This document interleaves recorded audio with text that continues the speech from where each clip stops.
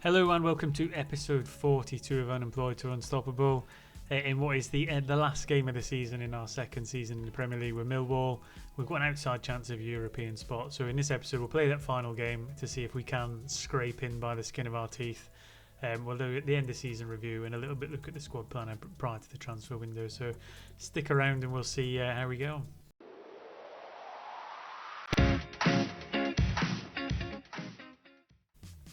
And welcome back. Before we get into the game, we'll just have a quick update of what's been happening in recent games. I mean, we've had a bit of turmoil in dynamics. We've had a bit of turmoil in the squad planner. We've had players wanting to leave. It's just been a really topsy-turvy, up and down season. I was going to come for a mid-season, a mid to end of season update. However, we got knocked out of both cups and there wasn't really much point really. So we've just played through all the games. We've got towards the end of the season, and remarkably, we've lost games we should have won, we've won games we shouldn't have won, and we've ended up just with an outside chance of creeping into Europe. But we'll see how that pans out shortly. In terms of dynamics, them problems are largely sorted. Vancherov's got some game time. Some of the other players have got a little bit more game time. Bramall's not unhappy anymore. So we've really got now just to get rid of Kerr Smith, who we've got on the transfer list, Josh Tymon, who we're going to release at the end of the season. Will Alves is probably going to have to go out on loan or be sold, and Carlos Diaz, and that'll be the four troublesome tykes gone and out of the squad. So that will be a largely positive move. In terms of tactics, we had a real crisis of conscience in the way we play. We were playing a gegenpress. It wasn't working. We weren't getting the results. We tried 3 across the flat midfield.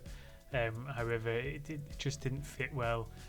So we ultimately ended up with the same shape. However, we've gone to a custom control possession where we've got a bit more shorter passing and working the ball into the box, and recreated Vinweza as a right winger where he's been doing really well, playing a 7.86 average. So we might have actually found a way of getting Vinweza, Codriano, Hansen-Aaron, Topologlu and Vancherov all in the same team, which is massively positive. We just need Vancherov to get that last little bit of development across the line.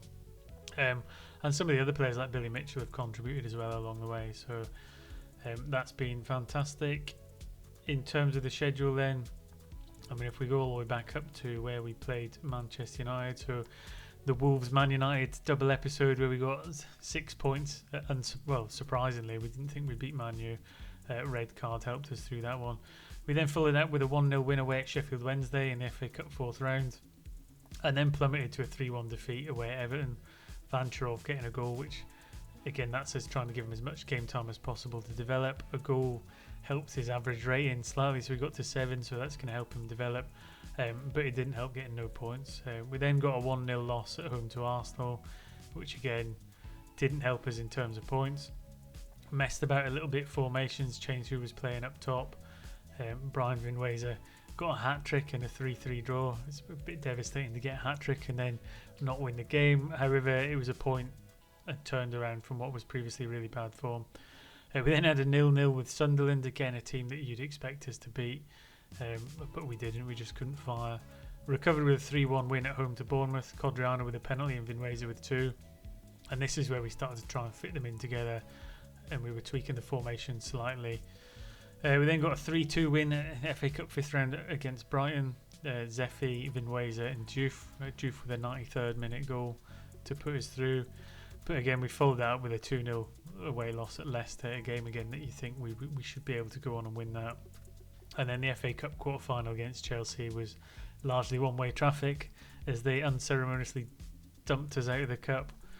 And that's when we kind of kicked onto a bit of a better run. The new formation, we played a few games with it. It started to fire a little bit more. We had Somolani and Brian Vinweza get his 2 goals in a away win at Burnley, which you'd expect us to win. We scraped a 1-0 home win against Aston Villa with a 91st minute winner from Vancherov, again persisting with him in the middle of the park. Chelsea, we got a 1-1 draw, which isn't a bad result. West Ham, we got a 0-0 draw, which again, I'd like to have thought we could beat a West Ham, but we didn't get a goal. And then a 1-1 draw with Man City, Vancherov getting a goal. I mean, we held on for a long time in the game, but Haaland eventually got a 92nd minute equaliser. That was after Toledo was sent off at the 70th minute. We then, remarkably, quite comfortably actually, got a 2-0 win at home to Liverpool. We then started firing some more goals, so 5-2 away win at Tottenham. Diouf, Finweza, Mercier, Kravtsov and Codriano all getting goals. The most surprising is Newcastle, who were top of the league, comfortably beat them 3-1. Finweza, Codriano and Devine again. And then a 3-1 win away at Leeds. Finweza, Hansen, Aaron and Codriano. So Finweza and Codriano in the same team together. I mean, you can see that most of our goals come from Codriano. Finweza is really starting to chip in now, which leaves us with a home game against Brentford, where we massively need 3 points. I think we're going to finish in our highest position and capitalise on where we were last year anyway. I think if we go into our job history, last season we finished 10th. I think we're on for a slightly higher finish this time. We're currently 8th on 59 points. We're 2 points behind Tottenham. So if we beat Brentford, who are 15th, we can go on to 62 points and just pit past Tottenham. But Tottenham are playing Chelsea. So if we lose to Brentford and Chelsea beat Tottenham, we can drop down to 9th. That should be as low as we go, which is a one-place improvement. However, if we win and results go in our favour and Chelsea can beat Tottenham, do us a bit of a favour, we can creep into that 7th spot and give ourselves a bit of a European adventure next season.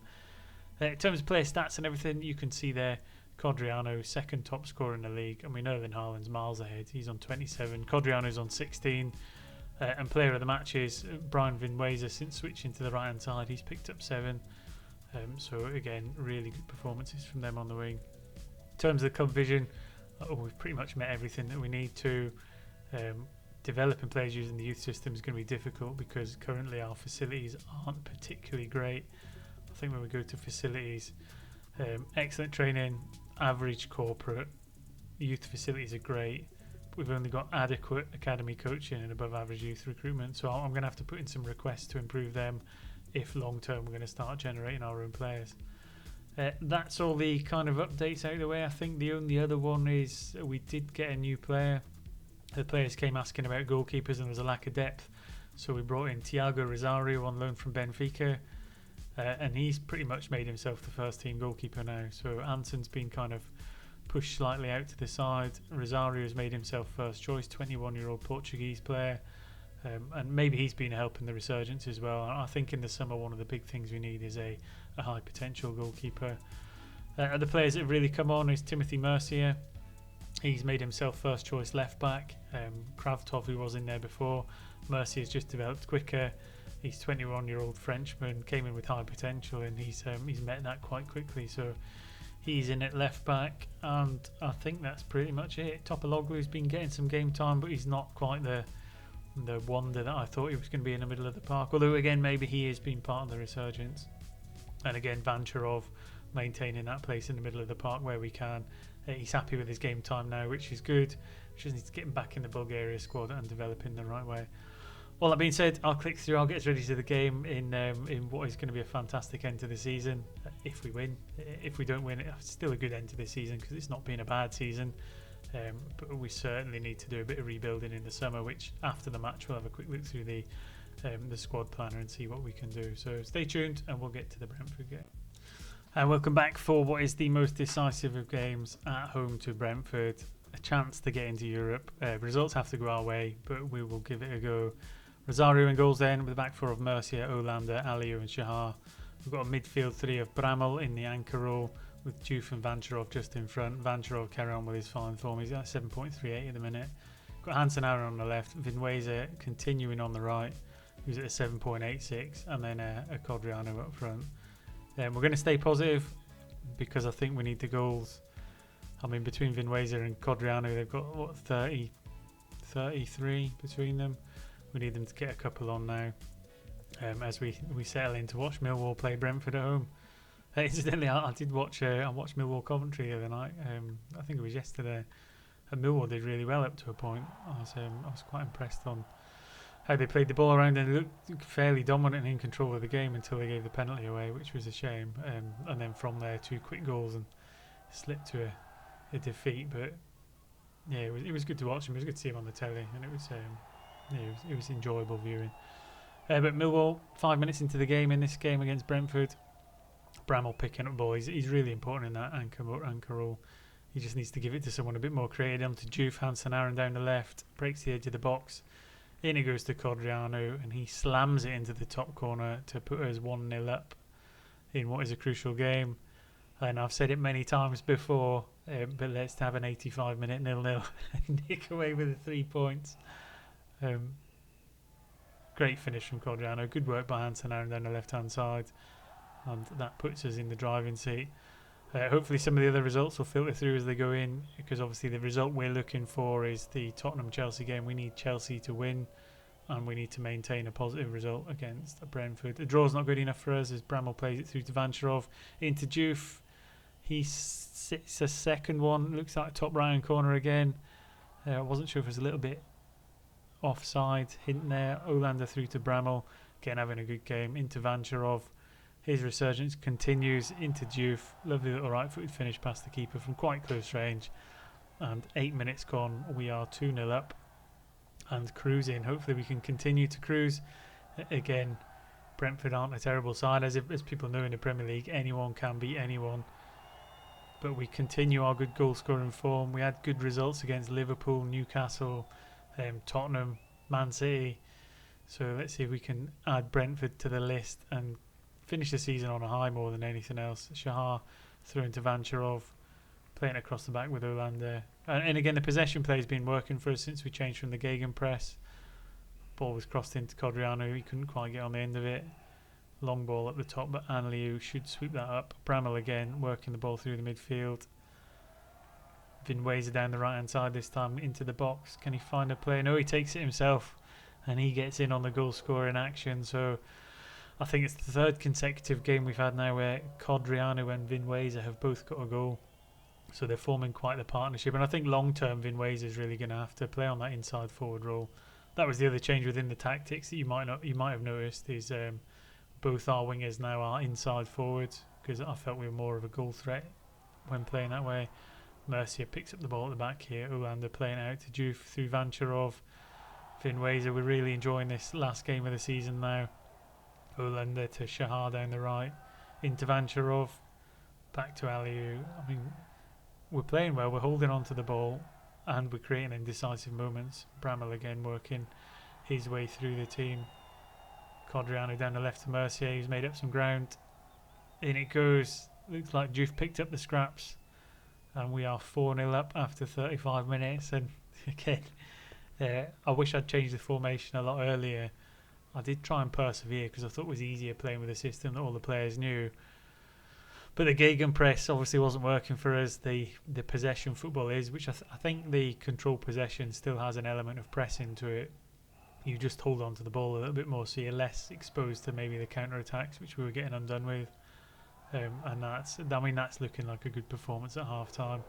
A lot of the players, really positive results, well into the green. Let's just keep going. I don't want to change anything, because if we lost 5 goals now, I'd be devastated. Vinwazer delivers one at the start of the second half. Shahar into Mercier. Looks like we're trying to recycle it back in. Mercier down the left, and he's been a breath of fresh air. Into Juve for a hat-trick, and I think Juve has got himself a hat-trick from midfield as well. I can't see anyone else picking up the Man of the Match award now. Mercier, who's come on leaps and bounds at left back, ousting Kravtov as the first choice. Juve, great signing, playing from midfield and getting a hat-trick from that Mazzala role, and he's playing a 9.9. So everyone now, including the goalkeeper, above a 7. Mercier with a throw down the left now. Hansen Aaron lost the ball, but Juve again. I thought he was going to make it 4. And for anyone who watched the football at the weekend when Arsenal played West Ham and absolutely destroyed them, that's what this feels like at the minute. Except this time it's Millwall against Brentford. Half an hour to go. I don't really want to make any. So it's the final game of the season, so I've not got any youngsters on the bench that I really need to give a game. Vinwazer with a corner. Aliou heads it, but it goes into the keeper's hands as we go into the kind of the final 20 minutes. They play the ball long, but can we win it back and reapply the pressure going the other way? Looks like Brentford might actually fall. It's Hansen Aaron coming back with a tackle there, which I thought was going to get picked up for a possible red card, but again, it's one of them really weird long highlights. Ball over the top. Oh, and what a finish that is from Amu Amiyo. In off the crossbar. Absolute rasper of a finish. I mean, it's worth a second. Look at that one. Doucouré playing the ball forward over the top. Olander not got the pace to catch him. Just inside the edge of the box. Strikes it. Looks like Rosario got his fingertips on it. But it crashes in off the underside of the bar to make it 5-1. And it looks like they've got another chance here. Did I speak too soon? We're not going to get beat 6-5, are we? Mert with a chance down the left-hand side. Retegui gets a chance. We're going to drop from positive because I'm starting to panic. And we're going to go cautious because we cannot afford to lose this game. Into the final 20 minutes now. I mean, our XG is only 2.4 and we got 5 goals, so we've outscored our XG by double into the last 9 minutes. And I think it was worth toning it down a little bit. I really couldn't be doing with a heart-thumping last 5 minutes while waiting for a goal. And all that's really left to see now is the Tottenham-Chelsea result. Remembering we need Chelsea to beat Tottenham for us to pinch that last spot and get into 7th. But it looks like Tottenham have got 2 late goals, 84th and 89th minute, which despite our 5-2 win over Brentford is going to leave us 10 pence short of the European spots. Let's just have a quick look at the league table. A little bit of heartbreak just behind Everton and Tottenham in 8th place, just ahead of Chelsea. Still a good season, just missed out on them European places, but in terms of a season, I think for Millwall that's been a pretty good one. So I'll click through and get to the end of season review. We'll have a look at who the best signings were, how we did in the various different competitions, and then after that we'll do a quick summary of the squad planner before we go into the transfer window on the next episode. So stick around and we'll just skim through it quite quickly. Really quick update before we carry on. The top goal scorer awards have come in. So Erling Haaland, he came top with 27, but Codriano 17 goals in 2nd place. It's really good for him in his first real season for us. And then goal of the season, Andy Diouf's picked it up for a well-struck long-range effort against Bournemouth. So I'll try and dig that out and include that within the video. And then the last bit is the initial budgets for next season. Is we're going to go to a 1.5 million per week wage budget and a transfer budget of 52 million. And we'll talk about how we're going to spend that briefly when we go through the squad planner. So I'll be back shortly with the end of season review and then the squad planner. And thanks for sticking around to the end of season review. Millwall season 2031-32. In terms of the new arrivals, I mean their star signing is Marcio Maia, who was the Brazilian right winger. I disagree entirely. I would say Timothy Mercier is probably the best of the signings, but in terms of review, board really happy with Mercier. Schofter maybe not quite so much. Rosario, he came in on loan, not so much. Leon, another goalkeeper. Toledo was alright, but we've already decided to sell him, so he's going to move on. Maya, we've already touched on. Kravtsov, again, another player with quite a bit of potential at left back, so we've got a bit of depth. Aliou was a really good signing, he played a lot of games at centre back. Gurkan Topaloglu, who was going to be my saviour, he ended up being a C rating, so it was alright, but not quite the one that worked out the way we wanted it to. And Miguel Villa, again, didn't play particularly many games. He only had 3 starts and 8 sub appearances. We've gone for 1.1 million. We might look to move him on in the summer because we've kind of moved away from that attacking midfielder role. Now we've got Bramall playing well in the anchor. In terms of players who went, Longelo went, Bernabeu he went. In a previous episode I talked about a right back we had for the future. That was him, but I've cashed in on him. I figured we got Shahar in there. Bernabeu might not make good on his potential, so I let him go. Neil Jewell we let go, and then Abraham Kanu, who we'd signed a few seasons ago as a high potential player, but as we got promoted into the Premier League, his potential kind of dropped off. In terms of results then, Premier League, we've got an A-, finishing 8th, which is absolutely fantastic. It's a shame we couldn't have just nipped into them European spots, because we could have got a higher calibre of player, but I think that ultimately comes down to what was a poor start. I mean, we beat Wolves on the opening day of the season, which bucked the trend of losing normally, but then the 5 games after that, a draw at Southampton, losing to Sheffield United, Everton, I mean not so much Arsenal and Man United, but We were losing games to the Leicesters, the West Hams. They're the ones that we needed to pick the points up in. Getting a draw at Bournemouth. Brentford beat us. Revenge on the last day of the season, we'll call it. But again, Everton beat us twice. They're one of the teams we were competing against. And if we could have just turned one of them round, we're into Europe. And that's the fine margins we've got. Running wise, once we changed the formation, fantastic. We've got the players scoring. Codriano and Finwayser combining really well up front. And that bodes well for next season. But again, we're going to have to strengthen smartly because I think I made a few dodgy transfers last year. FA Cup wise, we did well until we got to Chelsea, and again I think it's the same in the Carabao Cup. No, that's a horror show. So Chelsea was just much the better team. They knocked us out in the quarterfinals. Carabao Cup wise, we were on a dreadful run of form. We're scraping our way through against some really mediocre teams, and then Plymouth Argyle knocked us out.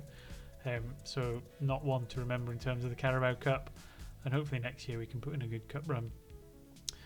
Biggest win, 5-2 away at Tottenham. Again, I think we got 5-2 at Brentford on the last day of the season as well, which we've just seen. And then match to remember, 2-2 draw with Bournemouth. Again, I don't know why they pick these ones because it's an absolute nonsense game. Although goal of the season was scored by Diouf in that match, and if I remember, I'll show it twice so you get to see it again. In terms of finances, sponsorship's gone up, broadcast revenue, and that's gone down. In terms of the shirt sales, Finwayser and Codriano, no surprise that they're up there. In fact, the front five kind of players in there, Vancharov maybe might creep in there if he comes good on his potential. How we lined up then, very similar throughout the season. And I think towards the end, Hansen got kind of ousted by Rosario in goals. Mercier made himself first team. Olander came back after injury. Vancharov did play a lot of games. Maya maybe not so much. Finwayser dropping down to the right, and Codriano coming up front. But largely, tactic-wise, pretty good. In terms of the accolades, nothing for me as a manager. Player awards, Finwayser got Player of the Season and Young Player of the Season, despite being 23. Maya got Signing of the Season, which still baffles me even now. I've seen it a second time. Goal of the season we talked about. Top goal scorer, Vancharov with most assists, which is quite surprising from midfield. Highest rating Finwayser, and most passes completed per 90 minutes. He's always a centre half that. Most player of the match awards in a season has been Wazer, so he's broke the record. And highest transfer fee plays for Gherkin Topaloglu, 42.84 million. Again, maybe that was a panic buy from me. Let me know in the comment section what you think. At the time, I thought it was going to be an amazing sign, and he looked like he'd got much better current ability stats than everybody else. However, he didn't really come in and do that. In terms of the manager timeline, nothing really. We've not won anything yet. We really need to get in a cup run or qualify for Europe to have a really good thing. We've had one trophy and 3 major awards between Budafok and Millwall. Maybe it's actually time to consider moving to another club. Let me know in the comment section what you think of that. Whether we go abroad or look for a club in the UK. I can't remember what leagues we've got open at the minute, but if we look at the Job Centre, or Bulgaria, Scotland and Hungary are open. Maybe I could open some of the other leagues and just go on a bit of an adventure elsewhere. No really high profile jobs there at the minute. Is there anything kind of on the horizon? I mean, the Chelsea job's up there. They've not qualified for Europe. If that came up, it might be one to go for. Not sure about swapping to a rival because we're a bit of Millwall, not Chelsea, but we'll see. I'll click through and get ready to the squad planner. We'll have a quick evaluate of what the squad is and what our transfer strategy is going to be as we move into the transfer window. Final update for the episode then, as we skim through the squad planner, make our strategy for the summer, and straight away goalkeeper for next season. I mean, we've been living on Caleb Anson for a while. He did develop really well into a Premier League goalkeeper, but he's not got the potential threshold we need to take us to the next level. So I think a replacement for him is first on the cards. In terms of right backs, we've got Shahar. Schaffner's in there as a kind of understudy, but maybe a first choice right back to compete. Mercier we've got on the opposite side, who's a lot better. Centre halves, I mean, again, we've got a couple near that 3 threshold. So Olander, Aliou, Schaffner are all good centre backs. We've got Herman coming if he can develop his potential, and Alessio Mancuso, but I think we're going to put him straight out on loan. Left back, we've got Mercier, who's come good on his potential. We've got Kravtsov as an understudy, and Bancroft, so I don't think we need a left back. In terms of defensive midfielders, Heiko Brammel's kind of the first choice. We do have Ali who can step forward, and we've got Diouf. Midfield wise, I'm hoping Vancharov's going to come good on his potential, but we've got Diouf, Vancharov, Devine, Hansen, Aaron, and Topologlu.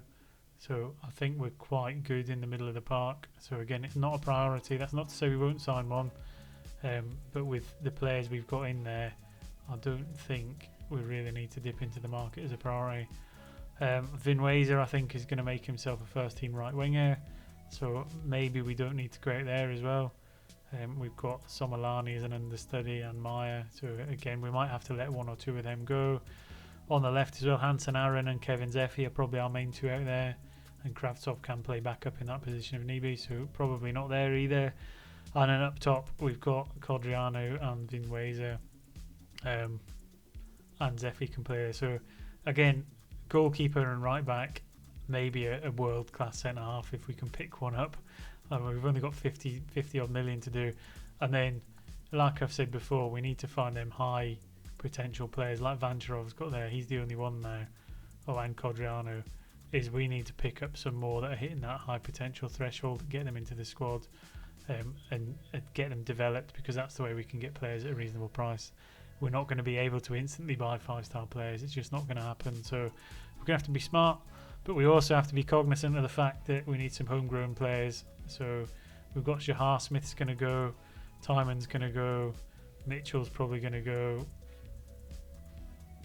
and Will Alves is probably going to go. So it doesn't leave us very good in terms of development players. So a lot of these players that we bring in is probably going to have to be homegrown, but that's going to make them more expensive. So tough window ahead, stuff to build on. 8th finish in the Premier League is brilliant for Millwall. It's a step forward, and yeah, we're going to have a really good window. So look forward to that episode coming out next. Once again, thanks for watching. Don't forget to stick a thumbs up if you enjoyed it. Hit the subscribe button, hit the bell, make sure you don't miss any episodes. And when the transfer window comes round, let me know if I do any more shockers, because wasting 43 million on a centre mid when we already had quite a strong central midfield is it's annoying me even now. So thanks for watching, take care, and I will see you at the next episode.